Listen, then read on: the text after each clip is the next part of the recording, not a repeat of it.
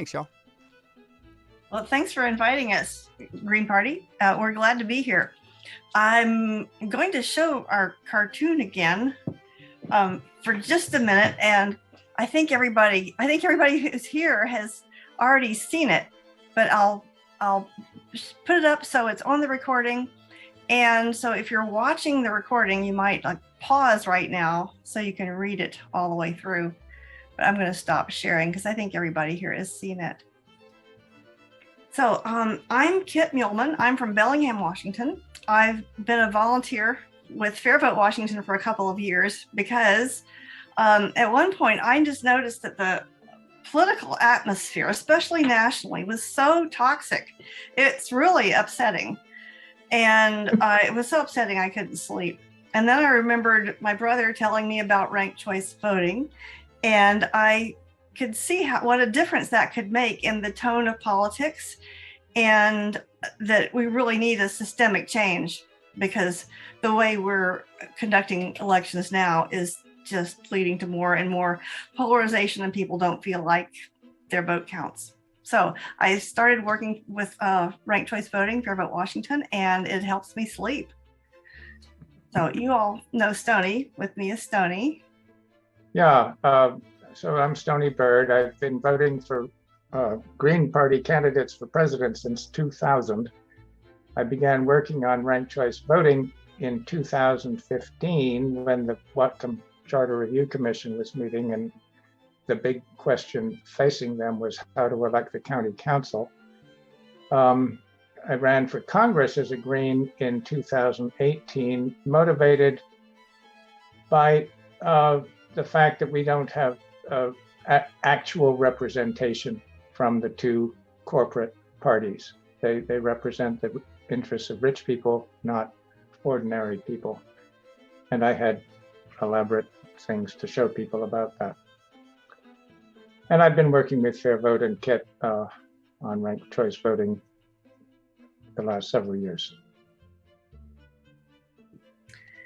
So we're going to talk a little bit about ranked choice voting and conduct a virtual election, and all you will be able to participate on your computers or phone. And we'll also have time for questions. So I shall proceed to start with some slides. So as we said, we're Kit and Stony. We're volunteers with a statewide organization, FairVote Washington, which is loosely connected with FairVote National, but we're separate legally. So Stony, what is ranked choice voting? It's really pretty simple. You can put as many candidates as you like, as those that you favor on your ballot, and you rank them. And then you have several backup candidates. And if your first choice comes in last, you don't lose your vote. Your vote goes to the second choice on your ballot, and then down the line of all of your backups. So we're going to start with, thanks, Tony. We're going to start with an election here. We've brought virtual desserts. So you will be choosing your first choice dessert if you were, say, ordering a dessert, and then your second choice dessert, and so on. So you can see the link to the ballot in the chat, right? So if you click that link in the chat, I'll leave the pictures up so you can carefully think about your candidates here. So if you click that link in the chat, you should get a ballot, and you can.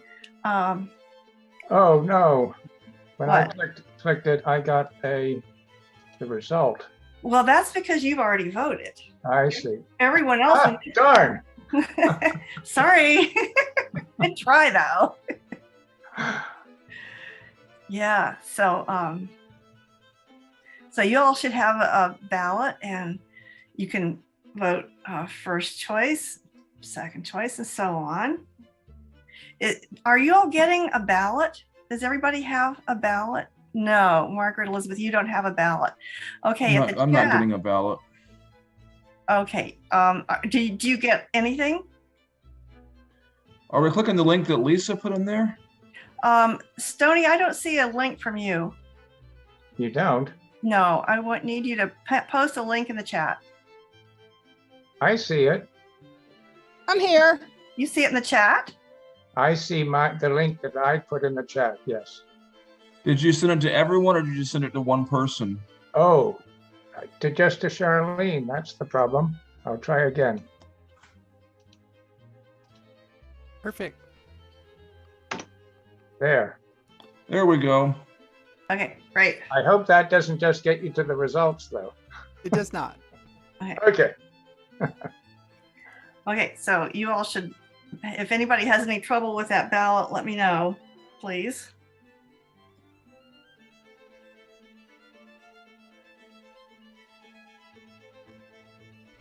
I'm watching the real-time votes come in. Blackberry Cobbler's doing good. Yeah, that's good. Yeah. Cool. Let's see. I'm gonna have to move over here. Oh my goodness. Yes, Blackbeard's doing very well. Let's see. Let's see. I might have to pull up a second. Oh, someone's still voting. Okay. We got 12.5 votes. How's that possible? Well, No, that's the winning. that's the halfway mark. Yeah. Okay, so if you all would close that out and come back to the Zoom screen, I will go through the results all together. Has everyone finished voting? Are we good? Okay. So here are the results of the first round. This is round number 1, where we count all the first choice votes. And Blackberry Cobbler is doing very well with 44%. But in a ranked choice election, we are looking for a candidate to get over half the votes. And what we're going to do is we're going to look at for the lowest ranking candidate, which is Blueberry Muffin with 3 votes or 12%. So in a ranked choice election, only those votes will move to the next choice on that ballot. So this is round 1, and I'm going to click the arrow on the right and go to round 2 and see what happened with, oh my goodness. So there we go. We got a winner right on the second round. So we see where the Blueberry Muffin voters, even though Blueberry Muffin wasn't very popular, had a say in the final round. So does anyone have any questions on that one? I have another one I'd like to show you that I think will take a little more doing. So here's. Wait a minute. Are we going to get Blackberry Cobbler? I know. I'm sorry. If we were in person, we could surely. If we were in person, we'd all be sitting around eating sweets. But we're going to go to some more imaginary desserts: apple pie, pumpkin pie, pecan pie, and lemon meringue. So in this election, 97 votes is the halfway point. So there are almost 200 votes collected in this. We used it for a lot of presentations. Apple pie is ahead with 28% of the votes. So this is sort of close. The first top 3 are really close. And if we were in the top 2 using Washington's top 2 system, these 2, pumpkin pie and apple pie, would go to the general election, even though what's 26 and 18, 30, 40, 44% of the people wanted something else. So we will, again, this is round 1. We're going to eliminate the last place candidate, which is lemon meringue, and the lemon meringue voters will get their second choice counted. And they split somewhat evenly. So, but now pumpkin pie turns out to be the least popular. So all of the ballots that are in the pumpkin pie column go to their next choice. And apple pie has a mandate. So we didn't know that. We didn't know that at the beginning because it was so close, even though apple pie was ahead. Now we see if the choice was just between apple pie and pecan pie, apple pie would be the clear winner. So that one took a few more rounds of counting. That one we had to eliminate all the way down to 2 candidates. Any questions about that? So this was single winner, ranked choice voting. And we'll go back to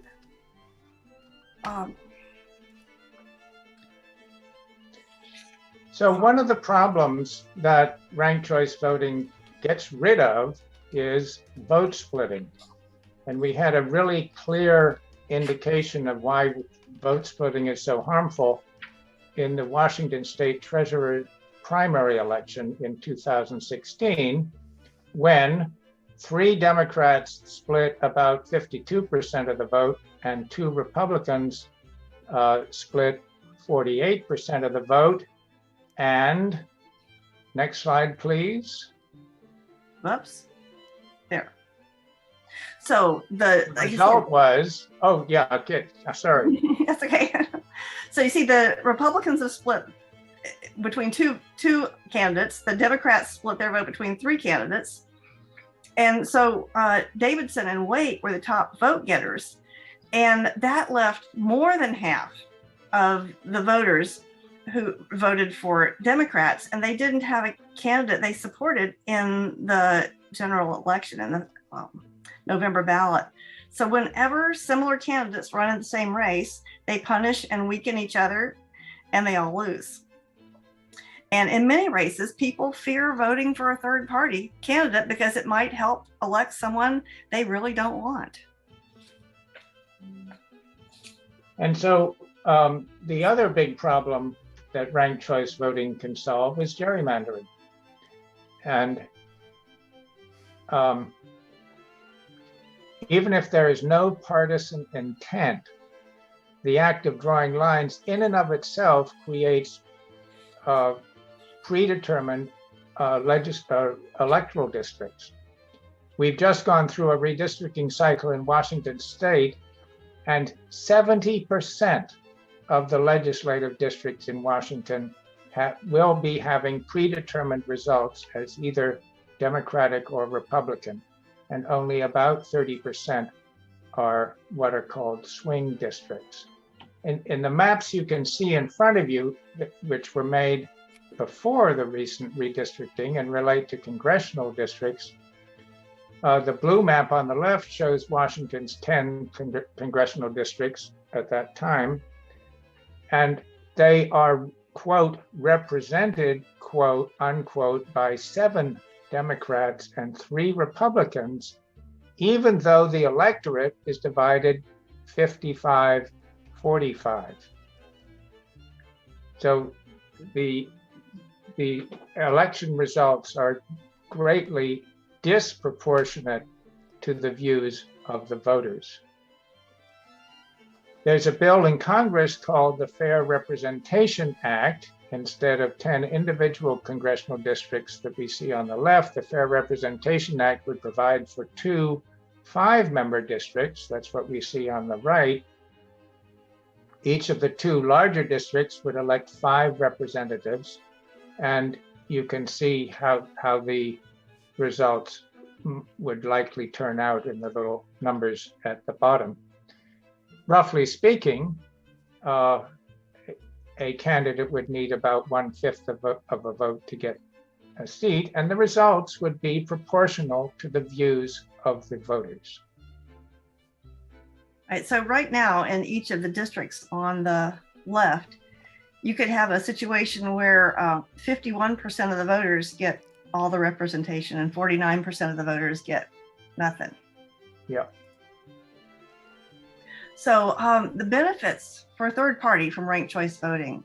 Well, first of all, you have sincere voting. So people can vote their conscience. If they want to vote a third party, they can, knowing they have a backup choice.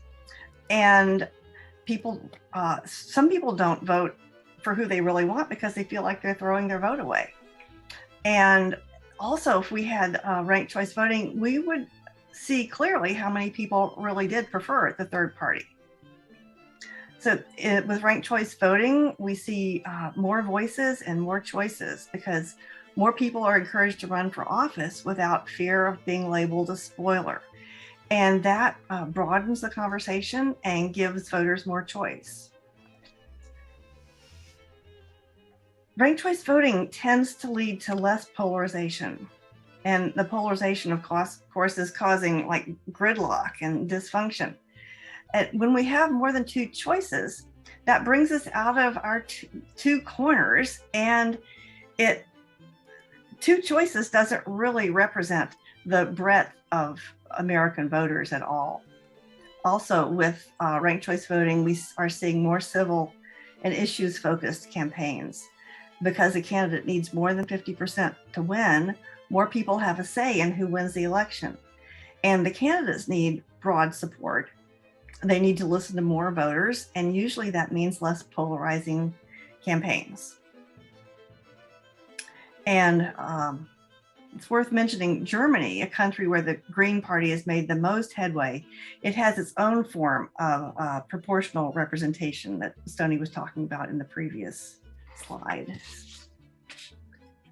So in recent years, ranked choice voting has been spreading all over the country. Two states, Maine and Alaska, are beginning this year will be using it in federal and presidential elections. Several states have used it for their presidential primaries, the yellow ones. All the purple ones are using it in local elections. In Texas and Virginia, political parties are using it for their internal elections, and then there are a bunch of states that are using it in military and overseas elections. Around 50 cities around the country use it for their municipal elections. So this means millions of voters already use ranked choice voting in the United States, and exit polls are extremely positive. 70% of voters approve of the use of ranked choice voting. 68% rank multiple candidates, which indicate that they know how to use it. 90% of voters say they understand ranked choice voting and that it's simple to use. And these exit polls are taken from like the first time that these people ever used ranked choice voting. So in Washington state, there are two really great things happening this year. In San Juan County and in Clark County, the people will get to vote on whether to have ranked choice voting in the elections in November. And one of the big efforts that FairVote Washington is making this year is to make sure the vote in those two counties goes the right way. We'll talk about that more in a moment. Okay, so what are our plans for Washington in 2023? Stoney earlier mentioned the local options bill, which would allow local jurisdictions from county level on down to use ranked choice voting if they want to. Now, it had support from lawmakers in both parties last year, and it got farther towards passage than ever before. And Charlene asked about, are we doing anything statewide? There's also a presidential primaries bill that we'll introduce again next year. That would bring ranked choice voting to the presidential primaries across the entire state. And you may remember that in 2020, 400,000 Washington voters lost their vote because the candidate they voted for, and they were only allowed to vote for one, dropped out between when they sent in their ballots and when the votes were counted. So if you want to get involved, one good way is to go to the FairVote Washington website events page and sign up for something. I'll put that link in the chat in just a moment. For those in Thurston County, the Thurston County chapter is very active, and you can sign up you can join their chapter meetings, which are, I think, probably still all virtual. And you'll find numerous ways to help in the campaigns in Clark County and San Juan County. Now I'm going to put the link for the events page in the chat. And donations are also very helpful. They Thank are. you, Tony. Okay, so now I think we have a few minutes left for questions. You all have any questions? Oh, me. I have a question. Yes, great. Okay. So normally we would do stack and all the rest of that kind of stuff like that, but we won't do that right now. I don't think we need to, because I think the questions can just flow easily. So there are multiple forms of ranked choice voting. What form of ranked choice voting are you advocating for? Thank you. We're advocating for both a single winner ranked choice voting and a proportional ranked choice voting, where you have multiple winners. So both of those are covered in the local options bill. Thanks. Right. Great And question. you know, on some level, proportional ranked choice voting is preferred for elections to a body like the legislature or a city council or a county council. But even having just single winner ranked choice voting to any of those bodies would be an improvement. You're not wrong about that. We use ranked choice voting in the state party. We use the Gregory method. Here, here. And the Republican Party in Virginia uses it for their internal elections, and they swear by it. It's great. Everyone should do it. Yeah. And there are different forms of it, right? That are more or less geared towards like multiple candidate races or single candidate races or issues. But ranked choice voting can be used in all of it. They absolutely can. And I mentioned there are 50 cities in the country that use ranked choice voting. 25 of them, roughly speaking, are in Utah. That's an odd bit of information, I think. Utah is a hotbed of ranked choice voting. It is. They just one of our biggest proponents was the former chairman of the Republican Party in Utah, Stan Lockhart. Yeah, it's just so logical, you know. and it saves. He has a very funny video where he says, "Here was this radical new idea, and I was suspicious because of the people who were proposing it. But then I looked into it. Man, it really makes sense," he said. Yeah, in Utah, their slogan is ranked choice voting is faster, cheaper, and better. All of which is true. Well, Utah has done several progressive things because it was conservative as well. Homelessness in Utah, they've addressed that by building homes for the homeless. And they found that they globally, they save more money on all these other services because the homeless have a home. And as you just pointed out, what's the motto with ranked choice voting? Better, faster, cheaper. There you go. So I think it's interesting to look at the 3 states that have the most widespread use of ranked choice voting: Maine, Utah, and now Alaska. They're the ones to have the moderate Republican senators, which is interesting. Sort of, yeah.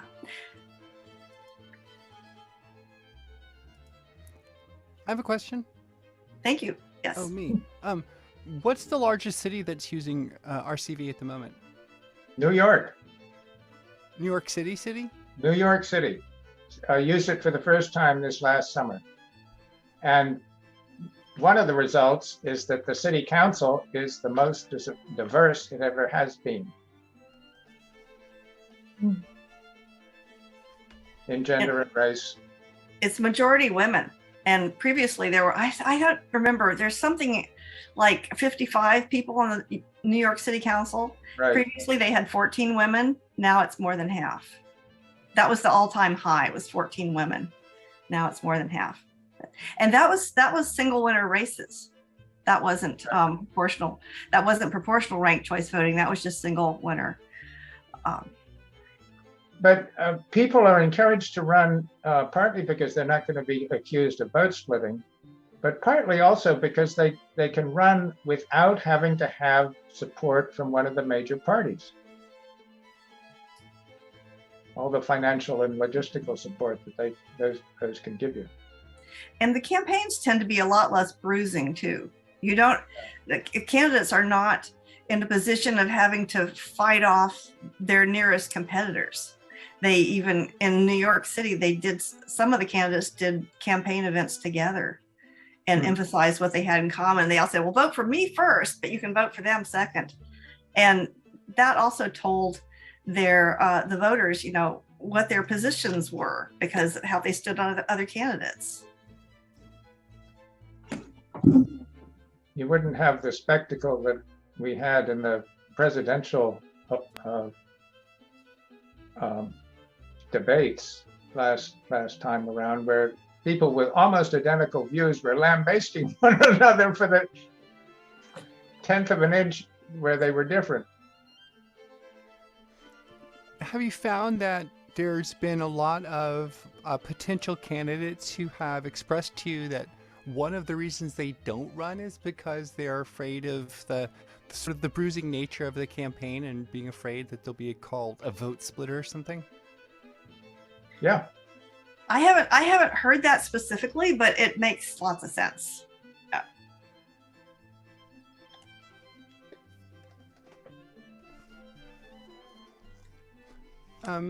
Okay, so hearing the sort of lull in a conversation that one does as one's been around, like I have, and also looking at the time like I am, I see we're very close to the end of the presentation for FairVote Washington. If there are any other questions for Stony and Kit, please raise your hand and ask them. Going once, going twice. Sold. Okay. I don't know if that's how you conclude that section, but I feel like that was the way to go with it, so I'm just